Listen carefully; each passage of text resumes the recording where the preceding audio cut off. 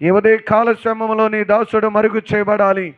నీ పిల్లలందరితో సూటిగా మీరే మాట్లాడమని యేసు నామమున అడుగుచున్నాను తండ్రి, ఆమేన్.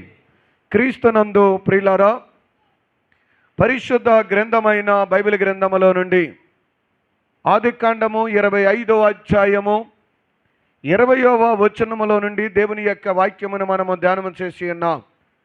దేవుని యొక్క వాక్య భాగములో మనం చూసినట్లయితే, ఇసాకు ప్రియులారా రెబెకాను వివాహం చేసుకుని ఉన్నారు. అయితే వివాహమైంది కానీ ఆమెకి సంతానము లేదు. ఆమె గురించి బైబిల్ రాయబడినటువంటి మాట ఏంటంటే గొడ్రాలు అని పిలువబడుతుంది. దేవునికి స్తోత్ర, హల్లెలూయా. ఏమని పిలువబడుతుందంటే ఆమె గొడ్రాలు అని పిలువబడుతుంది. లోకమంతా గొడ్రాలు అని పిలుస్తుంది. జనమందరూ, బంధువులందరూ గొడ్రాలు అని పిలుస్తున్నారు. తన చుట్టాలు, బంధువులు, తనకు కావలసిన వారు, ఆ ఊరిలో ప్రజలు, వారందరూ కూడా ఆమెను ఏమని పిలుస్తున్నారంటే గొడ్రాలు అని పిలుస్తూ ఉన్నారు. ఈ మాట తన భర్తకు, ప్రియులారా, భర్త అయినటువంటి ఇసాకుకు చాలా బాధ కలిగించి, ఇసాకు ఏం చేశాడంటే అందరిలాగా తన భార్యను గొడ్రాలనో, నిన్ను చేసుకున్నాను కాబట్టి నాకు పిల్లలు లేరనో, నీ వలనే నాకు నష్టం కలిగిందనో, నిన్ను చేసుకున్నా కానించి నాకు ఈ కష్టాలు తప్పలేదు, ఈ బాధలు తప్పలేదు, నువ్వు అలాంటి దాను, నువ్వు ఇలాంటి దాను అని చెప్పి ఇసాకు ఎక్కడా కూడా మాట్లాడలేదు. కానీ తన భార్యకున్న నిందను, తన భార్యకున్న అవమానమును తొలగాలనంట అతడు తన దేవుడైన యెహోవాకు ప్రార్థన చేశాను. దేవునికి స్తోత్ర, హల్లెలూయా. ఈ రోజున బైబిల్ సెలవిస్తుంది, ఇసాకు లాంటి భర్తలు ప్రియులారా దేవుని యొక్క సన్నిధిలో ఏదో మందిరానికి వచ్చాము వెళ్ళామని వారం కాదు, కానీ దేవుని మందిరములో, దేవుని మందిరానికి వస్తున్న మనము, దేవుని వాక్యాన్ని వింటున్న మనము, దేవుని ఆరాధనకు వస్తున్న మనము, ప్రభు బల్లలో పాలు పంచుకుంటున్న నీవు ఎలాంటి జీవితం కలిగి ఉన్నావు, ఎలాంటి మనసును కలిగి ఉన్నావు, ఎలాంటి వ్యక్తిగా నీవు ఉన్నావు?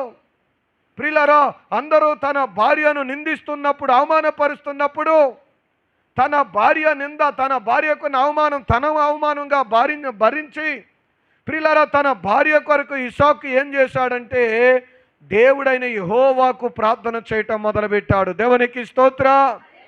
ఈ రోజున చాలామంది పురుషులు చేసే తప్పు ఏంటంటే, భార్యకు బాగోలేదనుకోండి, భార్యకు ఏదైనా బలహీనత ఉంది, ఏదైనా అనారోగ్యం ఉందనుకోండి, ఇక అంతమాని అంటారు, నిన్ను చేసుకున్నప్పటి నుంచి నువ్వు ఇలాగే ఉన్నావు, ఎన్ని మందులు ఇప్పించినా నువ్వు ఇలాగే ఉంటున్నావు, నిన్ను చేసుకున్నాకే నాకు దరిద్రం వచ్చింది, నీ వల్లనే నాకు అవమానం కలిగింది అని చెప్పి అసలే బాధపడుతుంటే ఆ బాధను ఇంకా పెద్దది చేసి, ఆ అవమానం ఇంకా పెద్దది చేసి లోకం అందరూ అంటమే కాకుండా ఇంట్లో కూడా అంతమాను పొడి చేసే భర్తలు చాలామంది ఉన్నారు.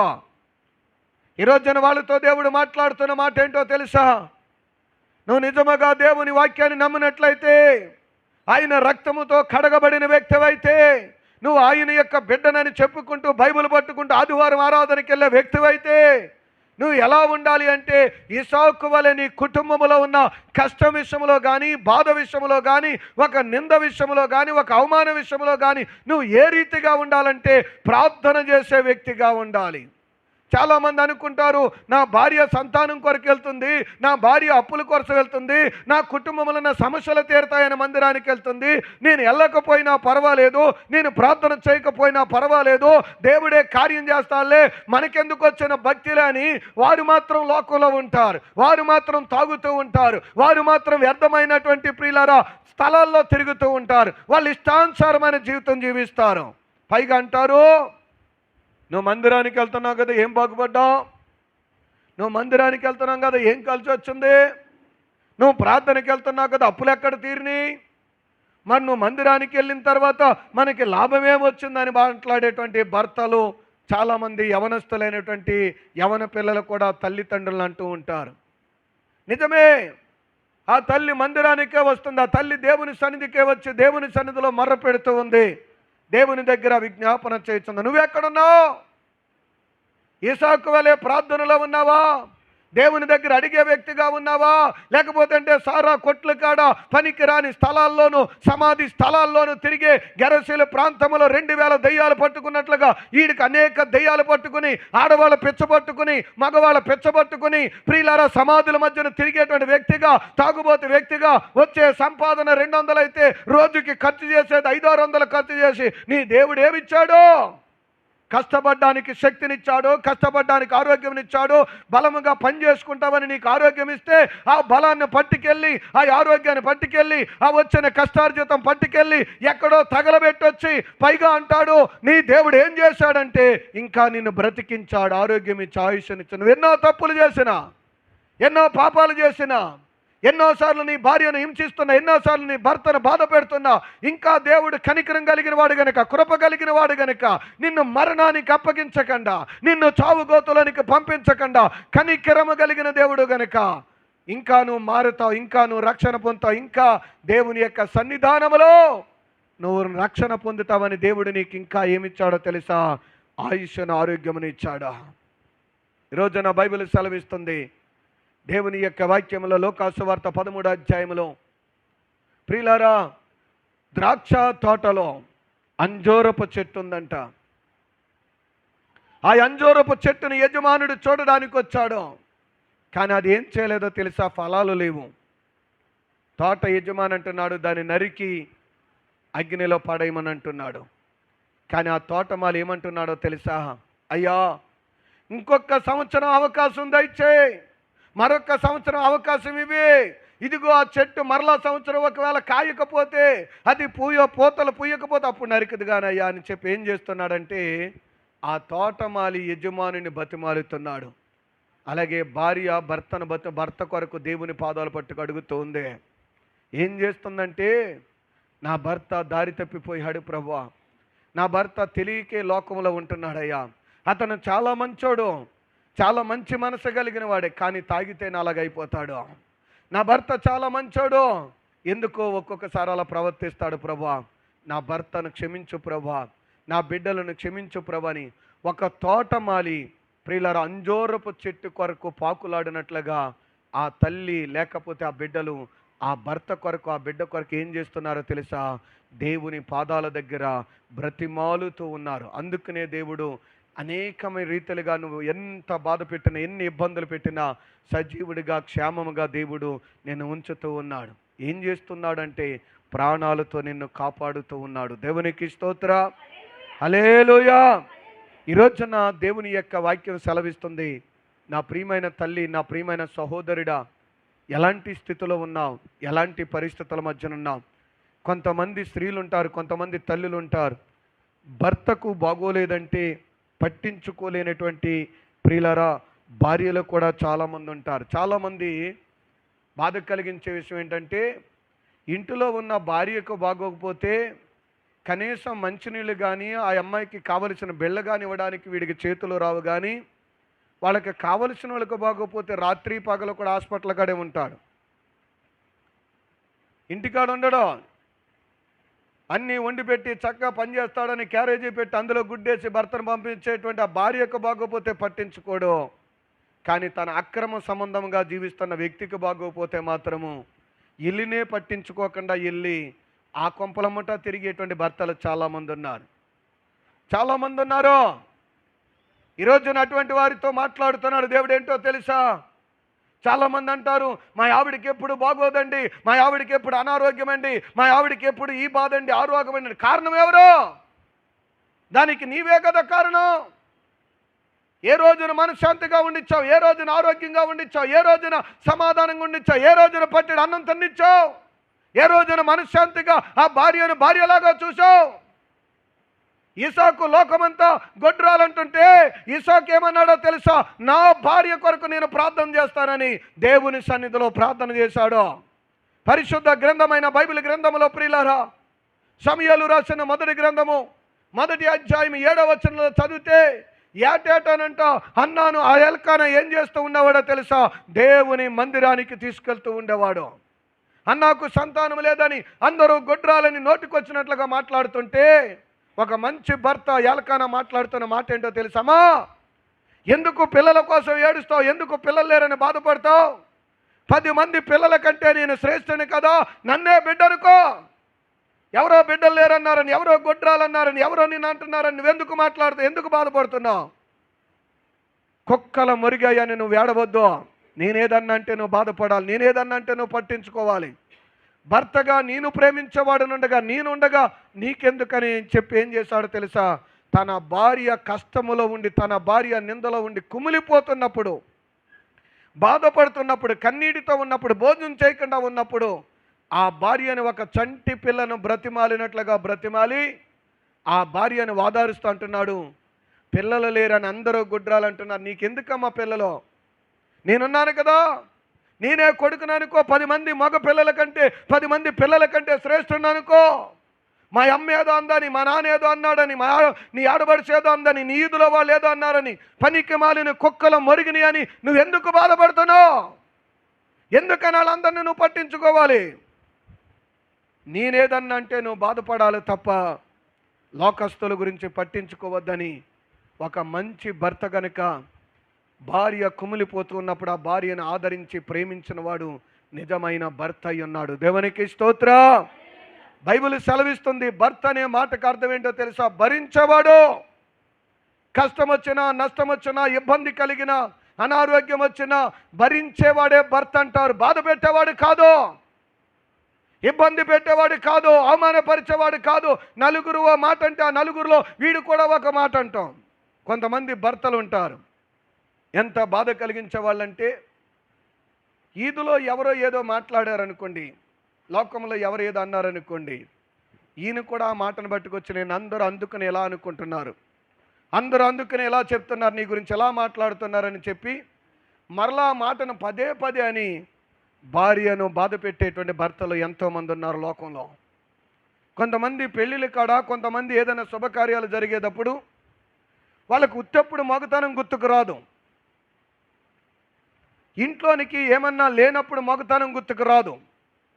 కానీ నలుగురిలో కూడా అవమానపరుస్తూ ఉంటారు అందరితో పాటు. నేను అంటున్నాను, నీ భార్యను అవమానపరిచినది నీకే అవమానం, నీ భర్తను అవమానపరిచినది నీకే అవమానం. భార్యాభర్తలు ఒకరిని ఒకరు గౌరవించుకోకపోతే, నోటికొచ్చినట్లుగా మాట్లాడుకుని తిట్టుకుని తర్వాత బండేసుకొని తెయ్యమని వెళ్తే నిన్ను చూచి జనమందరూ కూడా నవ్వుతారు.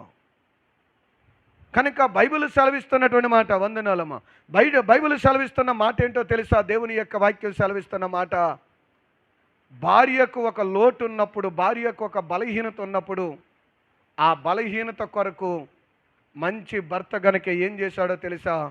దేవుడైన యెహోవా సన్నిధిలో ఏం చేయటం మొదలుపెట్టాడంటే ప్రార్థన చేయటం మొదలుపెట్టాడు. దేవునికి స్తోత్ర, హల్లెలూయా. ఈ రోజున నీ భార్య కొరకు ప్రార్థన చేయగలుగుతున్నావా? ఈ రోజున దేవుని యొక్క వాక్యం సెలవిస్తుంది, నా ప్రియమైన తల్లి, భార్యలో కూడా చాలా మంచి వాళ్ళు ఉన్నారు. బైబిల్ గ్రంథంలో సమూయేలు రాసిన మొదటి గ్రంథము 25వ అధ్యాయంలో చూసినట్లయితే, ప్రియులారా, సమూయేలు గ్రంథం మొదటి సమూయేలు రాసిన గ్రంథము 25వ అధ్యాయంలో మనం చూసినట్లయితే బైబిల్ సెలవిస్తుంది, ప్రియులారా, నాబాలు యొక్క భార్య అయినటువంటి అబిగేలు గురించి మనం చూస్తాం. బైబిల్ చెప్తుంది, అబిగేలు అంట ఎలాంటి వాడంటే మొరటివాడు, దుర్మార్గుడు అని బైబిల్ సెలవిస్తుంది. ఎలాంటి వాడంట? మొరటోడు, దుర్మార్గుడు. కానీ అలాంటి భర్త కొరకు చాలామంది ఏమనుకుంటారు, ఈడెప్పుడు పోతాడో, ఈడెప్పుడు ఊడిపోతాడో, ఈడు పోతే కనీసం 4 ఏళ్ళన్నా వచ్చునని చెప్పి ఆ భర్త గురించి శాపనార్థాలు పెట్టే తల్లులు చాలామంది ఉన్నారు. బాగోలేనంత సేపు భర్త ఉన్నంత సేపు కనీసము ఒక మంచినీళ్ళు కానీ, ఒక ముద్ద భోజనం కానీ, మంచి చెట్లు ఏముండో కానీ, చనిపోయిన తర్వాత మాత్రం వీళ్ళు ఏడుపు చూస్తే చాలా బాధేస్తుంది. ఎక్కడి నుండి వస్తుందో తెలియదు ఈ దొంగేడు పంతాను. బతికొండగా గాసుడు మంచినీళ్ళు అక్కడున్నా తీసుకో, అక్కడున్నా పెట్టా చూసుకో అని మాట్లాడతారు. అదే ఆయన చనిపోయిన తర్వాత అంటారు, బతుకున్నంత ఎప్పుడు చేస్తావురా, ఎప్పుడు నేను తీసుకెళ్తారా అంటారు. చనిపోయిన తర్వాత 2-3 పట్టుకున్నా అసలు ఆగరం. ఎలాగున్నావు? అబిగేలు తన భర్త దుర్మార్గుడే, దుష్టుడే, తాగుబోతువాడే, ఇంట్లోనే తందనాలు వేసేవాడే. కానీ అటువంటి భర్తకు మరణము దగ్గరికి వచ్చి దావీదు రూపములో వచ్చి అతన్ని చంపాలని దావీదు బయలుదేరితే అబిగేలు ఏం చేసిందో తెలుసా? అందరికంటే ముందు లేచి సిద్ధపడి తన భర్త ప్రాణాలు కాపాడటం కోసము దావీదు పాదాలు పట్టుకుని పోరాడి తన యొక్క భర్త యొక్క ప్రాణాలను కాపాడినటువంటి తల్లి అబిగేయులు. దేవునికి స్తోత్రం, హల్లెలూయా. ఈ రోజునున్నారు అలాంటి అబిగేయులు. భర్త మారాలని, భర్త రక్షణ పొందాలని, పిల్లలు జీవితం బాగుండాలని, కుటుంబం బాగుంటే చాలని ఆ భర్త కొరకే ఎదురు చూసి, ఆ భర్త కొరకే ప్రియులారా కన్నులు పెట్టుకుని ఎదురు చూడగలిగిన భార్యల కోసం దేవుడు మాట్లాడుతున్న మాట ఏంటో తెలుసా? అబిగేలు లాగా నువ్వు ఉన్నావా? అబిగేలు లాంటి మనసు నీకుందా? ఒకవేళ వాక్యం తెలియనివాడు, దేవుని గురించి ఎరగనివాడు లోకములో పాపములో ఉంటే అతను మార్పు కొరకు ఉపవాసం ఉండి కన్నీళ్లు కార్చి, అయ్యో ఏమైనా సరే అతను మారాలయ్యా, మంచివాడే ప్రభు, తాగితేనే అలా తయారవుతాడయ్యా, ఇదిగో చెడ్డ మాటలు విన్నప్పుడే, వాళ్ళ మాటలు ఎక్కించినప్పుడే అలా మాట్లాడతాడు. కానీ అయ్యా వాళ్ళ మాట వీళ్ళ మాట వినకపోతే నా భర్త చాలా మంచోడయ్యా, తాగకపోతే చాలా మంచోడయ్యా, ఇదిగో నా భర్త మారాలని ప్రార్థన చేసే తల్లులు ఉన్నారా ఈ రోజున? దేవుని యొక్క వాక్యం అడుగుతుంది నిన్ను. చాలామంది అబిగేలు లాంటి వారు కావాలని దేవుడు కోరుతూ ఉన్నాడు. బాధ కలిగించే విషయం ఏంటో తెలుసా? ఇంటిలో ఉన్న భర్తకు నాడింగా భోజనం వండి పెట్టడం రాదు కొంతమంది తల్లులకు. ఎవరికి? కట్టుకుని పెంచి పోషిస్తూ కుటుంబానికి కావాల్సిన అవసరాలు తీరుస్తూ ఒక గొడ్డులాగా రాత్రి పగలు కష్టపడి కుటుంబానికి కావాల్సిన అవసరాలు తీరుస్తున్నా భర్తకు వండి చక్కని భోజనం పెట్టడానికి చేతులు రాని తల్లులు చాలామంది ఉన్నారు.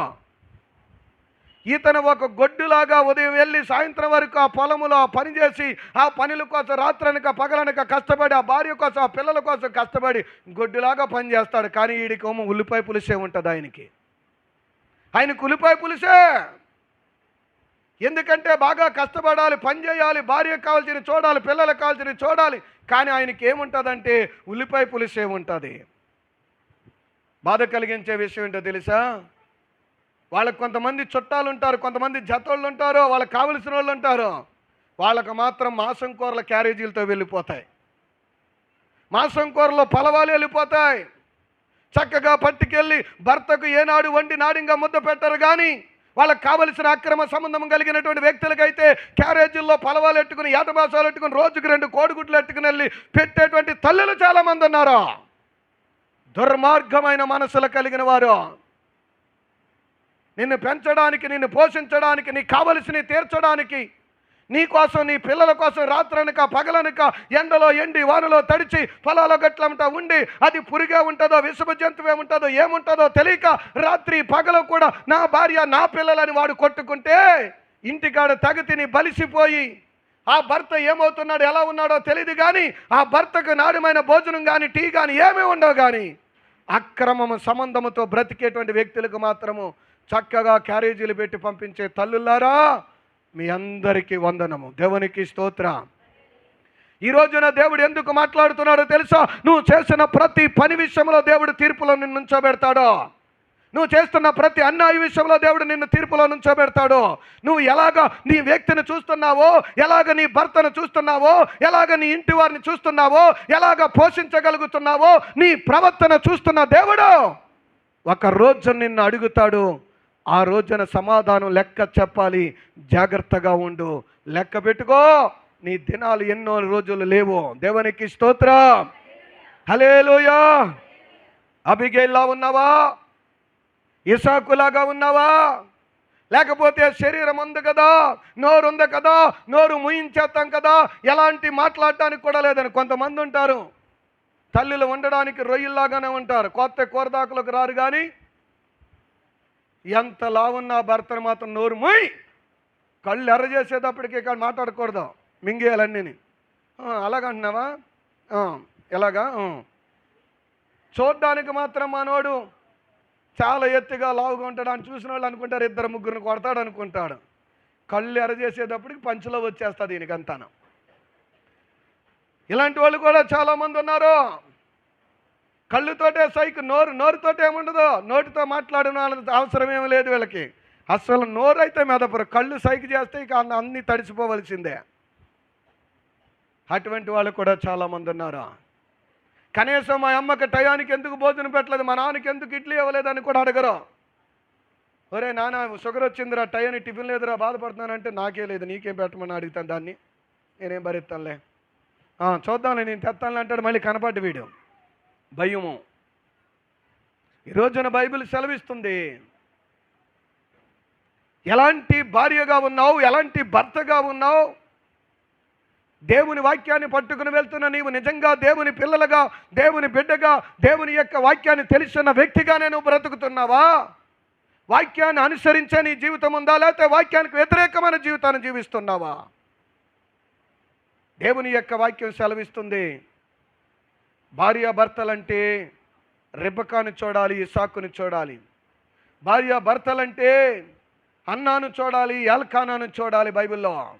ఎందుకో తెలుసా? ఎవరికి కష్టం వచ్చినా వారిద్దరికీ వచ్చింది అనుకున్నారు అంతే తప్ప, నువ్వు వచ్చిన కానించి, నేను చేసుకున్న కానించి నాకు ఈ కష్టం వచ్చింది, నాకు ఈ బాధ వచ్చింది, నాకు ఈ ఇబ్బంది వచ్చిందని అనలేదు. ఈరోజు నా దేవుని యొక్క వాక్యాన్ని వింటున్న నా ప్రియమైన తల్లి, నా ప్రియమైన సహోదరుడా, నా ప్రియమైన సహోదరి, ఎలాగ నీ జీవితం ఉంది? ఒక రోజున దేవుడు లెక్క అడుగుతాడనే భయం నీకుందా? భక్తితో నువ్వు జీవించగలుగుతున్నావా? కొంతమంది తల్లిని చూస్తే ఇంకా బాధేస్తుంది. ఇంటికాడి నుంచి వెళ్ళేటప్పుడు ఎవరికి కనపడకుండా వెళ్తారు అమ్మగారి ఇంటికి, సంచుల నిండా పట్టుకెళ్తారు, ఎవరికి కనపడకుండా వెళ్తారు. కానీ వచ్చేటప్పుడు మాత్రం 10 మందికి కనపడేలాగా తెస్తారు. ఈ పట్టుకెళ్ళియే మళ్ళీ ఆ సరుకులు వెనక్కి పట్టుకెళ్ళేటప్పుడేమో సైలెంట్గా ఎవరికి కనపడకుండా, ఇంట్లో కానీ ఈదులో కానీ కనపడకుండా, జనమందరూ పనిలోకి ఎప్పుడు వెళ్ళిపోతారో చూసి అప్పుడు చక్కగా వెళ్ళి సైలెంట్గా ఆటో ఎక్కేసి మొత్తం పట్టుకుపోతుంది, డబ్బులు గట్ట అన్నీ కావాల్సినవి. నేను వచ్చేటప్పుడు మాత్రం ఎప్పుడు వస్తారో తెలుసా? జనం ఎప్పుడు ఉంటారో వీళ్ళకి తెలిసి ఈదులో కరెక్ట్గా ముగ్గేసుకుని ఆ కలాపులు విడిచి రోడ్డు అంటున్నప్పుడు మొయ్యలేక మోసుకొస్తున్నట్లుగా 2 సంచులు ఇడిచుకొస్తుంది. ఆశ్చర్యం ఏంటో తెలుసా? వెళ్ళేటప్పుడు మాత్రం చిన్న సంచిలో పట్టిపోద్దాయి అన్నీ, వచ్చేటప్పుడు మాత్రం 2 సంచులు ఇడ్చుకొస్తా. ఆవిడ లోన ఏదో పని చేసి, అక్క ఏం చేస్తున్నావే? ఇవాళ అమ్మ దగ్గరికి వెళ్ళాను కదా, మినపప్పు తెచ్చాను, కందిపప్పు తెచ్చాను, అది అడగదో సావదాం, ఈవిడే చెప్పాలి కాకేసి. ఏంటి 1/2 కేజీ మినపప్పు, కేజీ కందిపప్పు, నువ్వు పుట్టిన కానించి, నిన్ను పెళ్లి చేసుకున్న కానించి అదే తిని బతుకుతున్నావా? కష్టపడిన భర్త కష్టార్జితం ఏమైపోదో తెలియదు, 2 పిల్లలు కష్టపడతారు, ఆ కష్టార్జితం ఏమైతే తెలియపోదు. కానీ అంటుంది, మా అమ్మ కందిపప్పు ఇచ్చింది, మా అమ్మ మినపప్పు ఇచ్చింది. మరి నీ మొగుడు చేసింది ఎక్కడెట్టో, నీ పిల్లలు చేసింది ఎక్కడెట్టో, అది మాత్రం కనపడదు. మా ఆయన రాత్రి పగలు కష్టపడి నా కోసం పనిచేస్తున్నాడు, నా కోసం కష్టపడుతున్నాడు, నా పిల్లలు కష్టపడుతున్నాడు ఎక్కడా చెప్పదు. తీసుకొచ్చిన 1/2 కేజీ కందిపప్పుకు మాత్రం వారం అంతా ఇదిలో చెప్పుద్ది. ఏదన్నా మళ్ళీ ఒక 20 రోజుల తర్వాత ఎవరైనా కోరింటారు, మరి ఏమీ లేదు, మన అమ్మ దగ్గర నుంచి తెచ్చాను కదా కందిపప్పు. అసలు ఇది వండుతుందా, కందిపప్పు దాతుందా? నెల అయినా సరే మన అమ్మ దగ్గర నుంచి తెచ్చాను కదా మినపప్పు, ఇడ్లీ వేసాను. ఏంటి బ్రతుకు? ఎవరిని అవమానపరుస్తున్నాను అనుకుంటున్నావు? నీ భర్తను అవమానపరిస్తే, నీ ఇల్లుని అవమానపరిస్తే, రేపు పొద్దుట నీ పిల్లలకు పెళ్లి చేసే సమయం వచ్చినప్పుడు ఏమంటారో తెలుసా? ఎప్పుడు ఆ మగడు భర్త పట్టించుకోడు, ఎప్పుడు ఆ పిల్లలు ఏమి రూపెవరమ్మా, వాళ్ళ అమ్మాయిలు ఆ అమ్మాయి వెళ్ళి వాళ్ళ అమ్మగారింటికాడ నుంచి అయితే అత్తే కానీ కుటుంబం పెరగదు, ఆడికి పిల్లనెత్తం ఎందుకు అంటారు. అప్పుడు అంటారు, మా అబ్బాయికి అసలు సంబంధాలు ఎత్తలే. ఏంటి ఆస్తి లేనివాడు అందరికీనేమో పెళ్ళిళ్ళు అయిపోతున్నాయి, నాడింగా లేనివాడు అందరికీ పెళ్ళిళ్ళు అయిపోతున్నాయి, తాగుబోతాడు పెళ్ళిళ్ళు అయిపోతున్నాయి, తిరిగిపోతాడు పెళ్ళిళ్ళు అయిపోతున్నాయి, అందరికీ పెళ్ళిళ్ళు అవుతున్నాయి. ఏంటో మా అబ్బాయికి అస్సలు పెళ్ళి అవుతలేదు. మీ అబ్బాయిని మీ ఆయన్ని ఎదవ చేసి కూర్చోబెట్టావు, నువ్వు పనికిరాని వాళ్ళుగా చేసి కూర్చోబెట్టావు. వాళ్ళ కష్టం తెలియకుండా, వాళ్ళ ఇబ్బంది తెలియకుండా, మా ఆయన కష్టపడి మా పిల్లలు రూపెవరని ఊరంతా చాటింపేసి, వాళ్ళు ఎందుకు పనికిరాని వాళ్ళని చెప్పి పెళ్ళి అయ్యే సమయం వచ్చేదానికి ఎవరన్నా పిల్లనెత్తే అంటారు, పిల్లనెత్తే బాగుండని చూస్తే వాళ్ళు అంటారు. అసలు ఎప్పుడు కూడా ఆ అమ్మాయి ఏంటి వెళ్ళి పుట్టింటి కాడి నుంచే తెత్త తప్ప వీళ్ళు ఎప్పుడు కొంచెవరని చెప్తారు. ఎందుకు అవుతలేదో తెలుసా? నీవే నీ పిల్లల బ్రతుకును, నీ భర్త బ్రతుకును ఏం చేసావు తెలుసా? అల్లరి పాలు చేసావు, అవమానపరిచావు, అమ్మేశావు. ఇప్పుడు కొనుక్కుందామంటే ఎవరు దొరికిద్ది? అమ్మేటప్పుడు అన్నీ సౌకగానే ఉంటాయి. కొనేటప్పుడే చాలా పిరంగా ఉంటాయి. ఈరోజు నా బైబిల్ సెలవిస్తున్న మాట ఏంటో తెలుసా? దేవుని వాక్యాన్ని వింటున్న నా ప్రియమైన తల్లి, నా ప్రియమైన సహోదరుడా, ఈరోజు నా దేవుని యొక్క మాటలు వింటున్న నీవు నిజమైన భర్తగా, నిజమైన భార్యగా, దేవుడు నీకు ఇచ్చిన బాధ్యతను జ్ఞాపకం చేసుకుని దేవుని వాక్యాన్ని ఏదైతే వింటున్నావో, ఏదైతే చదువుతున్నా వాక్య ప్రకారం నడవడానికి, బ్రతకడానికి ఇష్టపడు. నేను అంటాను, తల్లి అవ్వటం తప్పు కాదు, తండ్రి అవ్వటం తప్పు కాదు. పుట్టింటి కాడి నుంచి ఏదో ఒక ఆశ ఉంటే తెచ్చుకోవచ్చు, పర్వాలేదు. అంత మాత్రాన మాంసం తిన్నామని చెప్పి మనుషులు మెడలో పెట్టుకు తిరగ అవసరంలే. తెచ్చుకున్నావు, ఎవరికే పెట్టలే కదా, నీ పిల్లలకే కదా, నీకే కదా. దాన్ని చాలా జాగ్రత్తగా మెయింటైన్ చేసుకోవాలి. ఇస్తారు, తల్లి అన్నాక, తండ్రి అన్నాక, పుట్టింటి కాడి నుంచి ఏదైనా మనకి సాయం చేస్తారు. ఎందుకంటే నువ్వు వాళ్ళ బిడ్డ కాబట్టి నీకు ఇస్తున్నారు. కానీ దాని ద్వారా నీ భర్తకు విలువ లేకుండా, నీ పిల్లలకి విలువ లేకుండా, నీ కుటుంబానికి విలువ లేకుండా పదే పదే చెప్తే రేపొద్దుట నీ భర్తకు విలువ ఉండదు. ఆ తర్వాత పెళ్ళిడికి రాబోతున్న నీ పిల్లలు తర్వాత వయసుకు వచ్చిన తర్వాత నీ పిల్లలకు పెళ్లి చేయాలంటే చిన్నప్పటి నుంచి వస్తున్న ఎప్పుడు ఆవిడ వాళ్ళ అమ్మగారింటిగా నేను తెత్తే కానీ కుటుంబం గడవదమ్మా. అడుగుతాడు చెట్టు అంత అయ్యాడు, ఈయన ఎప్పుడు కష్టపడతా, మరి ఆ డబ్బులు ఏం చేస్తారో తెలియదు. కానీ ఆ అమ్మ ఎప్పుడు పుట్టింటికి వెళ్తే తెత్తే కానీ కుటుంబం గడవదంటారు. అప్పుడు నీ పిల్లోడికి పిల్లని ఎవరిస్తారు? నీ పిల్లని పెళ్లి చేసుకోవాలంటే ఎవరు ముందుకు వస్తారు? ఎందుకంటే ఇప్పటికే వెళ్ళి అత్తగారింటి కాడ తిన్నామని సాటింపేస్తే రేపు పొద్దున్న నాకేం పెడతాడని చేసుకునే వాళ్ళు కూడా చేసుకోరు కదా. ఈరోజు ఆయన అంటున్నాడు, నీ మంచి ప్రవక్తనే నీ జీవితానికి ఆశీర్వాదం. నీ మంచి ప్రవర్తన కలిగిన వ్యక్తిగా ఉండాలి. బైబిల్ చెప్పేది ఒకటే, కడుపు చించుకుంటే కాళ్ళ మీద పడుతుంది తప్ప వేరొకళ్ళ మీద పడదు. నీ ఇంటిలో ఏదన్నా కష్టం ఉంటే, నీ ఇంటిలో ఏదైనా ఇబ్బంది ఉంటే, నీ ఇంటిలో ఏదైనా పరిస్థితి బాగోకపోతే దాన్ని మార్చగలిగిన దేవుని సన్నిధిలో రహస్యమందు వినబడుతున్న ప్రార్థన ఆలకించే దేవునికి చెప్పాలి తప్ప మనుషుల దగ్గర మనం ఏమాత్రము దానిని చెప్పకూడదు. మనుషులతో నీ బాధను పంచుకోమని బైబిల్ ఎక్కడా చెప్పలేదు. ఏమని చెప్పిందో తెలుసా? దేవునితోనే నీ బాధను చెప్పుకోవాలి, దేవుని దగ్గరే నువ్వు మొరపెట్టాలి. ఒకవేళ నువ్వు అలా మనుషులతో మనుషుల దగ్గర చెప్పుకుంటే ఎంత పరిస్థితి వస్తుందో తెలుసా? ఇప్పుడు రూపాయి ఇవ్వడండి, అలా చేస్తాడు, ఇలా చేస్తాడని చెప్తా. నిజంగా పిల్లకో పిల్లడికో ఒంట్లో బాగోలేదు, హాస్పిటల్లో తీసుకెళ్ళాలి, ఒక 10,000 అవసరం, 10,000 అవసరమని హాస్పిటల్లో తీసుకెళ్ళాలని ఆ ఈదులో ఎవరిని అడిగినా, ఊళ్ళో ఎవరిని అడిగినా 10 రూపాయలు ఎవరు. ఎందుకంటే నువ్వు చేసిన అల్లరి అలాంటిది. తాగేస్తాడు, రూపాయి ఇవ్వడు, డబ్బులు పట్టురాడు అంటే రేపొద్దున వీడికి 10,000 ఇచ్చినా మనకి ఇస్తాడు ఇవ్వడని వండి కూడా వాళ్ళు ఏం చేయరంటే రూపాయి నీకు ఇవ్వరు.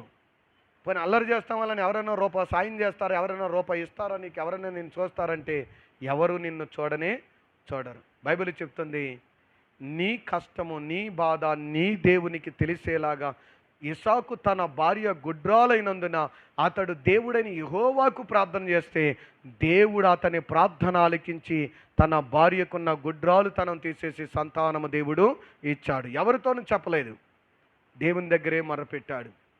ఈరోజు నా దేవుని సన్నిధికి వస్తున్న నా ప్రియమైన తల్లిదండ్రులారా, దేవుని వాక్యాన్ని వింటున్న వారులారా, దేవుని యొక్క సన్నిధానంలో ఉన్నవారులారా, బైబిల్ చెప్తుంది, నీకు కష్టం వచ్చినప్పుడంట రహస్యమందున్న నీ తండ్రికి వినబడినట్లుగా ప్రార్థన చేయాలి తప్ప నీ బాధ మనుషులకి తెలిసేలాగా ఎక్కడ ఎవరితోనూ ఎప్పుడు కూడా నువ్వు చెప్పకూడదు.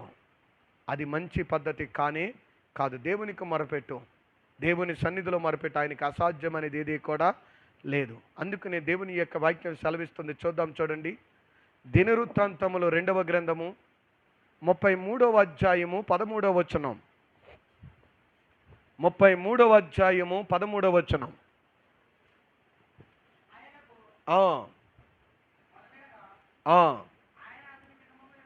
దేవునికి స్తోత్ర.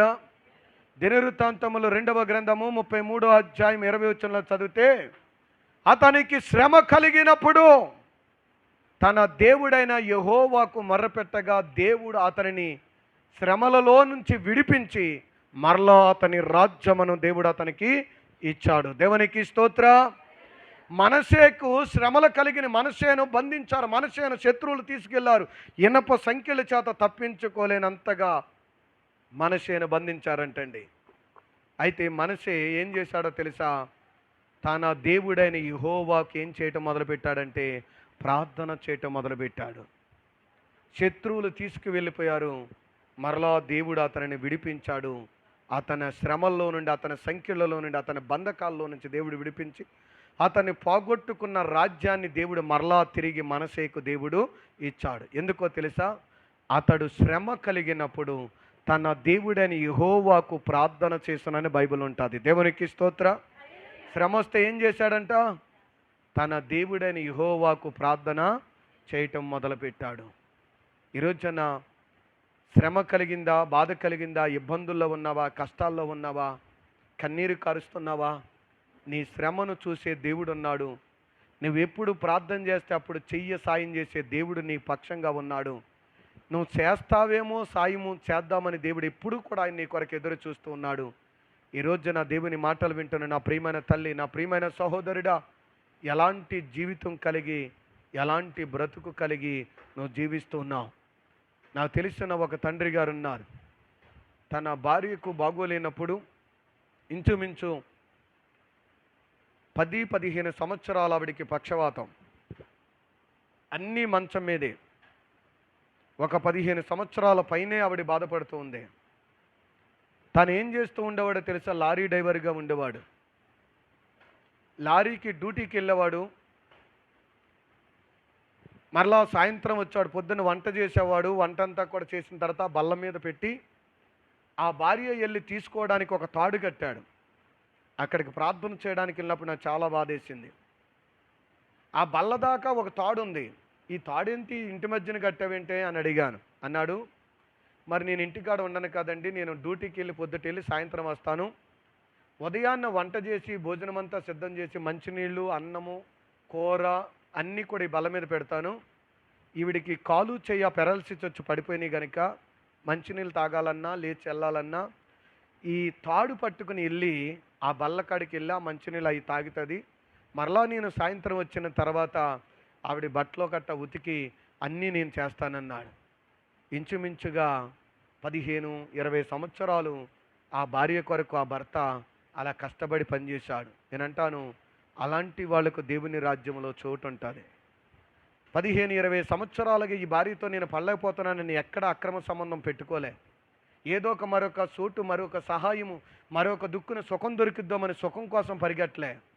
ఎక్కడ తన భార్య దగ్గర సుఖం లేదని, తన భార్య దగ్గర అందం లేదని, తన భార్య నడవలేకపోతుంది కాబట్టి, నేను వయసులో ఉన్నాను, ఉప్పు కారం తింటున్నాను కాబట్టి నాకు సుఖం కావాలి, ఈ రోగిష్టి దాంతో నాకు పనేముందని చెప్పి వేరొక చోటకెళ్ళి సుఖం నెతుక్కోకుండా ఆ భార్య కోసమే నడుం కట్టుకొని ఉదయాన్నే డ్యూటీకి వెళ్ళేటప్పుడు భోజనం చేసి వంట చేసి ఆ భార్యకి పెట్టేవాడు. మరలా సాయంత్రం వచ్చేవాడు, ఆ భార్య 1 పోసేసుకుంటే 2 పోసుకొని మరలా బట్టలన్నీ ఉతికి మరలా ఆ బట్టలన్నీ సరిచేసి మరలా వంట చేసి భార్యకు తినిపించి, అనారోగ్యంతో పడుకున్న భార్య పక్కనే పడుకొని ఆ భార్యను ఒక కంటి పాపలాగా చూసుకున్న భర్త అండి. నిజమైన భర్త అంటే అలా ఉండాలి. ఈ రోజున చాలామంది భార్యలు ఉన్నారు, చాలామంది భర్తలు ఉన్నారు. భార్యకు బాగోకపోతే మరో సుఖం చూసుకునే వాళ్ళు ఉన్నారు. భర్తకు బాగోకపోతే మరొక సుఖం చూసుకునే వాళ్ళు ఉన్నారు. మరొక దారిని ఎత్తుక్కునే వాళ్ళు ఉన్నారు. మరొక అవకాశం కొరకు ఎదురు చూసే వాళ్ళు ఉన్నారు. కానీ ఇసాకు అలాంటి వాడు కాదు, ఎల్కానా అలాంటి వాడు కాదు, అబిగైల్ అలాంటిది కాదు. దేవుని సన్నిధిలో దేవుని కొరకు ప్రియులారా నమ్మకంగా జీవించినటువంటి తల్లులు, అలాంటి వారిది పరలోకం. ఈరోజున దేవుని యొక్క వాక్యం సెలవిస్తుంది, ఎంతోమంది తమ భార్యలు బాగోలేనప్పుడు ఆ భార్యలు ఎదురుగుండానే అక్రమ సంబంధం పెట్టి తిరిగే భర్తలు చాలామంది ఉంటారు. వాళ్ళు అంటారు, ఎప్పుడు మా ఆవిడికి బాగోదండి అందుకు నేను ఇలా. అసలు బాగోపోవడానికి కారణం నువ్వే. ఆ అమ్మాయి కోలుకోకుండా అలా తయారవడానికి కారణం నువ్వే. అలాగా ఆ అమ్మాయి జీవితం నాశనం అయిపోవడానికి కారణం కూడా నీవే. నేను అంటున్నాను, ఈ రోజున గుర్తుపెట్టుకో, అలాంటి భార్యలతో బాధపడుతున్న భర్తను చూసి జాలిపడేటువంటి తల్లులతో చెప్తున్నాను, వాళ్ళ ఆవిడ అలా ఉంది కాబట్టి, వాళ్ళ ఆవిడ బలహీనురాలు కాబట్టి, వాళ్ళ ఆవిడ బాగోలేదు కాబట్టి, ఈయనేదో కొంత బాగున్నాడు కాబట్టి, మనతో ఉంటే ఏదో కలిసి వస్తుందని చెప్పి దుర్మార్గమైన ఆలోచన కలిగి, దుష్టమైన ఆలోచన కలిగి అలాంటి వ్యక్తులను గనక ప్రేమని దోమని వలలో వేసుకుని సుఖమని సౌఖ్యమని చూసి, ఒకవేళ నీవు ఆ యొక్క భార్యాభర్తల మధ్యన ఒక చీడ పురుగులాగా బయలుదేరి పచ్చగా ఉన్న సంసారాన్ని పాడు చేసే వ్యక్తిగా నువ్వు ఉంటే, ఈ రోజున దేవుని వాక్యం సెలవిస్తుంది, ఒక రోజున నువ్వు చేసిన పాపం నీ పిల్లలకు శాపంగా మారుతుంది. నువ్వు ఊరికనే దేవుడు వదిలేడు. ఈ రోజున ఒక తల్లి మంచం మీద పడి బాధపడుతుంటే, కన్నీరు కారుస్తుంటే, ఆ బాధపడుతున్న భార్యను పక్కనే వదిలేసి, ఆ భార్యకు కూడా మందు బిళ్ళవ్వకుండా, ఆ భార్యను కూడా పట్టించుకోకుండా, అక్రమ సంబంధ వ్యక్తి ఈ వ్యక్తి ఫోన్ చేసేసరికి ఆ పిల్లాన్ని అక్కడ వదిలేసి పరిగెత్తుకుని వచ్చేస్తాడు, రాకపోతే ఊరుకోదు. నేనంటాను, ఆ ఫోన్ ఎవరిదో ఆమెకి తెలుసు, ఆ ఫోన్ ఎక్కడి నుంచి వచ్చిందో తెలుసు, ఆ ఫోన్ ఎలాంటిదో తెలుసు. వెళ్ళిపోతున్న భర్తను చూసి ఏమీ చేయలేక ఏం చేస్తుందో తెలుసా? ఆ మంచం మీద ఉండి కన్నీరు కారుస్తుంది. ఆ మంచం మీద కార్చిన కన్నీరును చూచిన దేవుడు అంతకంటే ఎక్కువగా అదే మంచానికి, అలాంటి మంచం కంటే డబుల్ మంచానికి నిన్ను కూడా దేవుడు జ్ఞాపకం చేసుకుంటాడు. నీ జీవితాన్ని కూడా జ్ఞాపకం చేసుకుంటాడు. ఒకవేళ నువ్వు చేస్తున్నది సంపాదన అనుకుంటున్నావేమో, నీ పిల్లలకు అది ఎలా ఉంటుందంటే శాపముగా మారిపోతుంది, శాపముగా మారిపోతుంది. అది ఎంతటి పాపమో తెలుసా? ఈ రోజున నువ్వు సుఖమే అనుకోవచ్చు, ఈ రోజున నీకు సంతోషం ఉందనుకోవచ్చు, ఈ రోజున నీకు ఆనందం ఉందనుకోవచ్చు, ఈ రోజున డబ్బులు వస్తున్నాయి అనుకోవచ్చు, ఈ రోజున ఫోన్ చేసేసరికి మన పక్కన వాలిపోతున్న మనిషి ఉన్నాడు అనుకోవచ్చు. అదే చరిత్ర నీ పిల్లల జీవితంలో రిపీట్ అవుతుంది. నీ జీవితం కాదు. నువ్వు కన్నీ పెంచి ఎవరి మీద అయితే ప్రాణాలు పెట్టుకున్నావో ఆ కొడుకు జీవితంలో వస్తుంది, ఆ కూతురు జీవితంలో వస్తుంది. నీ ఎదురుగుండా నీ అల్లుడు వెళ్ళిపోతున్నప్పుడు నీ కూతురు చెప్పిద్దామా, మా ఆయన ఇలా వెళ్ళిపోతున్నాడే, నా మాట వింటలేదే, పట్టించుకోలేదంటే ఏం చెప్పాలో తెలియక, చూడమ్మా 4 రోజులు చూడని చెప్పడం తప్ప, నేను చేసిన పాపం వలన నేను ఇలాగ చేశాను, నీ మొగుడు అలా వెళ్ళిపోతున్నాడని మాత్రం అనలేదు. అమ్మా ఇదిగో మా ఆయన ఇలా వెళ్ళిపోతున్నాడు, మా ఆయన ఇలా నన్ను పట్టించుకోవట్లేదు, ఇలాగ నన్ను వదిలేస్తున్నాడు, ఇదిగో రాత్రి కూడా అక్కడే ఉన్నాడు, పగల కూడా అక్కడే ఉన్నాడంటే ఈవిడేమీ చెప్పలేదు. ఎందుకో తెలుసా? ఇంకొక ఆయన్ని ఈవిడ కూడా అలాగే ఉంచుకుంది, దగ్గర తెచ్చుకుంది. ఆ శిక్షను అనుభవించాలి. ఊరికనే వదలడం. నువ్వేమి విత్తుతున్నావో ఆ పంటను ఒక రోజున ఖచ్చితంగా నువ్వేం చేయాలో తెలుసా? కొయ్యాలి. ఈ రోజున ముళ్ళ కంచెలు వేస్తున్నావు, ముళ్ళ విత్తనాలు వేస్తున్నావు, చేదు విత్తనాలు వేస్తున్నావు. ఒక రోజున చేదనే పంటే నువ్వు కోస్తావు, మరొక పంటేమి కొయ్యో, మరొక పంటేమి కోసే పరిస్థితి ఉండదు. ఆ చేదు పంటే ఒక రోజు నువ్వు కోస్తావు, అది చాలా చేదుగా ఉంటుంది. అప్పుడు నువ్వు ఏడ్చిన ప్రయోజనము ఉండదు. ఈ రోజున ఎందుకో తెలియదు, దేవుడు పదే పదే నిన్ను హెచ్చరిస్తున్నాడు. నీ ప్రవర్తన మార్చుకుంటావని, నీ జీవితాన్ని మార్చుకుంటావని, ఇక్కడి నుంచైనా ప్రభువుకు సమర్పించి, నా జీవితం అయిందేదో అయింది, ఇక్కడి నుంచైనా నా పిల్లలు బాగుంటే చాలు, నా కోడలు బాగుంటే చాలు, నా కొడుకులు బాగుంటే చాలు, నా కూతుర్లు బాగుంటే చాలు, నా మనవరాళ్ళు బాగుంటే చాలు, నా జీవితాన్ని ప్రభువుకి అర్పించుకుంటానని అర్పించుకుంటావా? దేవుడు క్షమిస్తాడు. లేదండి నాకు ఇంకా వయసు లేకపోతే ఇంకా కొవ్వు ఉందనుకుంటావా? ఒక రోజున అదంతా కరిగే రోజు వస్తుంది. ఆ రోజున నిన్ను తప్పించే వాళ్ళు ఎవరు ఉండరు. దేవుడి కొద్ది మాటలు మన వినికిడిలో దీవించును గాక. సాక్ష్యం చెప్పేవారు ఎవరైనా ఎదరికి రావలసిందిగా మనం చేస్తున్నాం.